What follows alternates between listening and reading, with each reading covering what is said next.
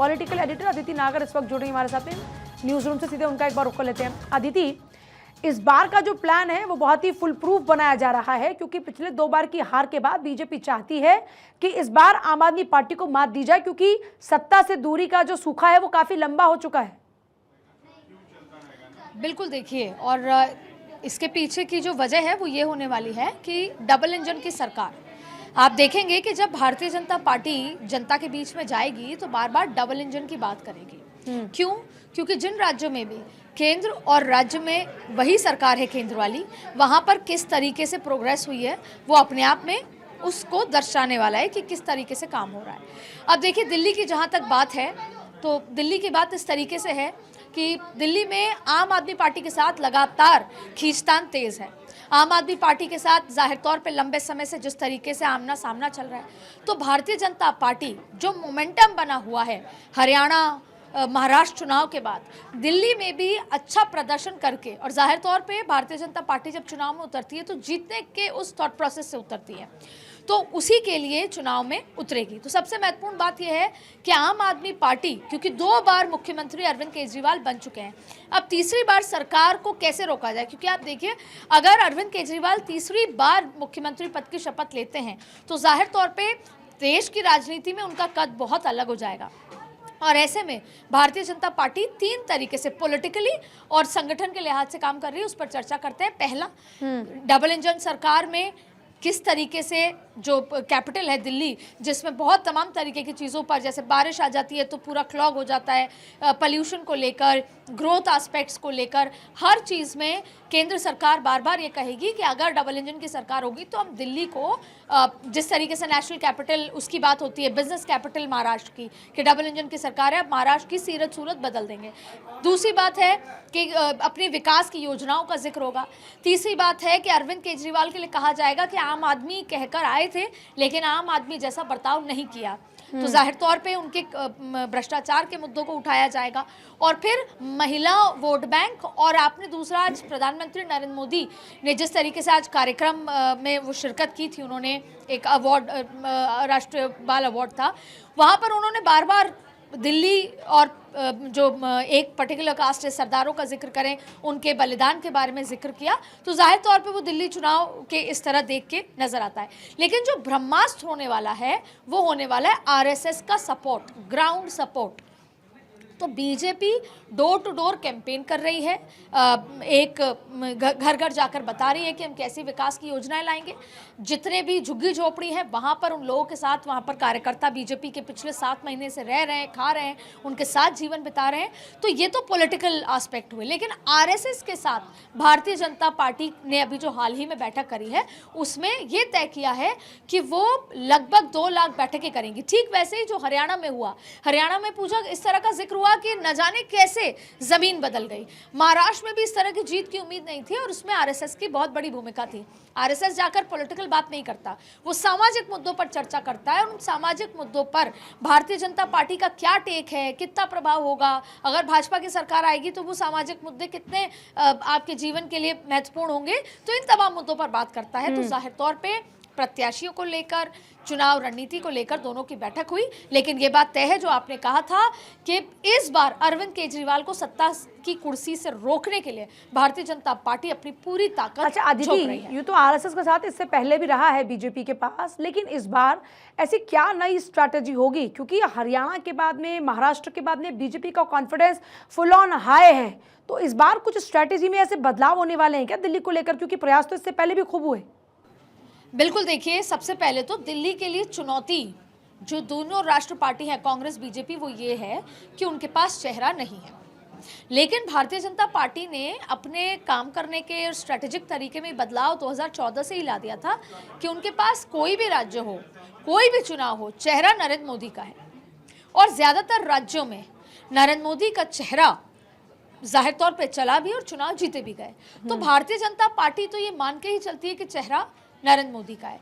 लेकिन एक बहुत लंबे समय से शीला दीक्षित की जो इमेज बनी हुई है, महिला भी थी, 3 बार की मुख्यमंत्री थी, दिल्ली में काम किया, तमाम तरीके की चीज़ें, तो जाहिर तौर पे दिल्ली के लोग चेहरे से रिलेट करते हैं। अब वो चेहरा अरविंद केजरीवाल थे, फिर आतिशी आई, लेकिन अरविंद केजरीवाल को एक तरह से देखा जाता है। अब कांग्रेस की भी चुनौती यह है कि कांग्रेस में मुख्यमंत्री के दावेदार तो 2-3 हैं, लेकिन चेहरा कोई नहीं है जो वोट ले सके।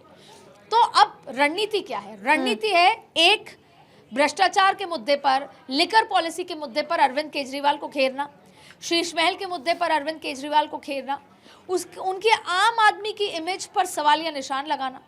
फिर तीसरी स्ट्रैटेजी, पूजा, अगर दिल्ली में भारतीय जनता पार्टी का प्रदर्शन अच्छा होता है तो आप और हम एक मुद्दे पर चर्चा कर रहे होंगे, और वो मुद्दा होगा कि कैसे भारतीय जनता पार्टी ने ये गेम बदल दिया। और वो गेम कैसे बदला?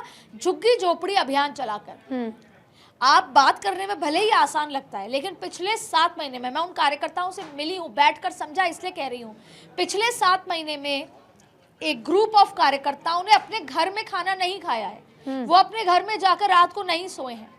वो मैन टू मैन मार्किंग होती है, वैसे झुग्गी टू झुग्गी मार्किंग हुई है। एक झुग्गी नहीं छूटनी चाहिए, ये राष्ट्रीय नेताओं का उनका निर्देश था। इसलिए अगर एक झुग्गी में आज एक कार्यकर्ता है जो उनके साथ खाना खा रहा है, किचन में जाता है, सब्जी भाजी कैसे आती है, उनके साथ उठता है, रहता है, सोता है, उन्हीं के बाथरूम में नहाता है, उन्हीं के साथ जीवन बिताता है, तो उस दिन वो किसी और झुग्गी में जाएगा अगले दिन, और कोई और आदमी उनकी झुग्गी में, झुग्गी जीवन बिता रहे हैं कार्यकर्ता। और उनको ये कहा गया है कि मैनिफेस्टो में हम आपकी तकलीफें देखकर समझकर मैनिफेस्टो में ऐसी चीजें रखेंगे जो आपके जीवन को बेहतर कर सके, ऐसे वायदे करेंगे। अब देखिए, तीनों ही पॉलिटिकल पार्टी का जो मेजर फोकस है, इसलिए मैं कह रही हूँ झुग्गी फैक्टर बहुत कारगर साबित हो सकता है अगर इसको सही तरीके से आगे किया जाए, क्योंकि अरविंद केजरीवाल का जो कोर वोटर है वो झुग्गी वोटर है। अब कांग्रेस के लिए उन्होंने क्या प्लान करा है? कांग्रेस के लिए प्लान करा है कि उन्होंने पहले जो नरेंद्र मोदी हैं, उन्होंने महाराष्ट्र की जीत के लिए जब कार्यकर्ताओं को दिल्ली में संबोधित किया तो वक्फ का जिक्र किया था। तो जाहिर तौर पे कांग्रेस को समझ में आ गया है कि जैसे महाराष्ट्र में एक है तो सेफ है था, वैसे ही यहाँ पर भी कहीं ना कहीं पोलराइजेशन की राजनीति हो रही है। इसे खुद कांग्रेस ने चिन्हित करके अपनी 8 से 10 सीटें वो चुनी है जो मुस्लिम समुदाय डोमिनेटेड सीट है, कि अगर पोलराइज होगा तो चाहते हैं कि माइक्रो मैनेजमेंट करके वो मुस्लिम समुदाय का वोट एक मुश्त कांग्रेस को मिल जाए। यही चिंता आम आदमी पार्टी की है। तो सबकी अपनी अपनी रणनीति है, अपना अपना ग्राउंड मैनेजमेंट है। लेकिन अगर कोर बात करें तो पहला महिला वोट बैंक, दूसरा है बिजली मुफ्त, पानी मुफ्त, तीसरा है हेल्थ केयर, तो ये वो तमाम, और फिर ये प्रदूषण, पोल्यूशन। और हमने एक चीज और देखी, पिछले कुछ दिनों में पानी का मुद्दा बहुत ज्यादा हावी रहा, और इस बार जैसा अरविंद केजरीवाल ने कहा कि अब आपको प्योरीफायर की जरूरत नहीं पड़ेगी क्योंकि हम आपको शुद्ध पानी देंगे। क्या ये ऐन मौके पर अरविंद केजरीवाल के ऐलान पार्टी के लिए काम करते नजर आएंगे? क्योंकि सरकार तो आप ही की रही, चाहे 15 की बात हो, 20 में आप चुनाव जीते। देखिए, दिल्ली देश की राजधानी है और यहाँ पर कॉस्मोपॉलिटन सिटी है, पूरे देश से लोग आए हुए हैं, इसलिए दिल्ली से कुछ छुपा नहीं है। दिल्ली कोई सेक्लूडेड राज्य नहीं है जिसको कुछ नहीं पता हो। दिल्ली के लोगों ने, जो अब यहाँ के वोटर हो गए हैं, कई बिहारी हैं, उत्तर प्रदेश से आए, अलग अलग राज्यों से आए, वो ये जानते हैं कि जो वादे किए जा रहे हैं वो कितने हद तक कारगर साबित होंगे। और अब का वोटर बहुत समझदार है, वो ये जानता है कि जब तक कोई ठोस नीति नहीं होगी, आप इस पॉल्यूशन से कोई सरकार हमें नहीं बचा पा रही है। कोई ठोस कदम पिछले 3 बार में नहीं लिए। दूसरा, पानी की बात। अब आप देखिए, दिल्ली से ही शुरू हुआ मुफ्त मुफ्त मुफ्त की स्कीम, कर्नाटक तक भी पहुंची, तमिलनाडु तक भी पहुंची, उत्तर प्रदेश से लेकर महाराष्ट्र में पहुंची, मुफ्त मुफ्त मुफ्त। लेकिन अब बताइए किस सरकार ने उस मुफ्त वाले वादे को पूरा किया? जनता जानती है। अगर कांग्रेस की बात करें तो हिमाचल, कर्नाटक सबसे बड़े एग्जाम्पल है। इसलिए अगर कांग्रेस मुफ्त मुफ्त मुफ्त की बात कर रही है तो जनता को पता है कि कांग्रेस के जेब में पैसे अभी नहीं है, कांग्रेस की सरकारों के पास उनके जो खजाने में पैसा नहीं है। अब बात अरविंद केजरीवाल की। देखिए, अरविंद केजरीवाल ने काफ़ी कुछ वादे किए जो पूरे हुए, लेकिन अब बात ये कि अगर वो पानी साफ पहुंचा सकते हैं तो उन पर एक बड़ा सवाल उठता है कि अब तक यमुना साफ क्यों नहीं हो पाई है। तो ये वोटर को कौन कन्विंस कर पाता है?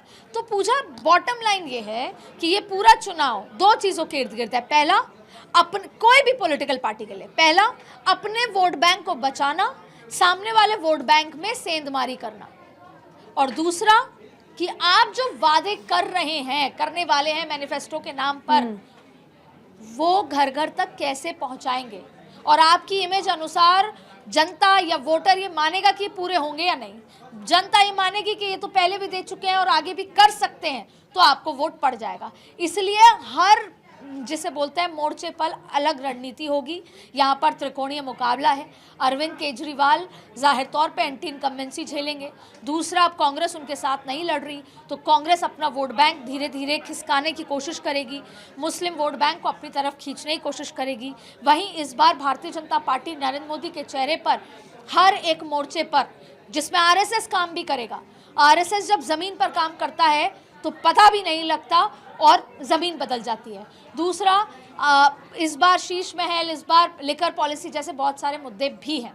तो अब खुद अरविंद केजरीवाल भारतीय जनता पार्टी के खिलाफ लॉ एंड ऑर्डर का इशू उठाना चाहते हैं, क्योंकि जाहिर तौर पे दिल्ली में लॉ एंड ऑर्डर केंद्र सरकार के पास है, तो सभी के पास अपने अपने मुद्दे हैं, अपने अपने मोर्चे हैं, अपने अपनी रणनीति है।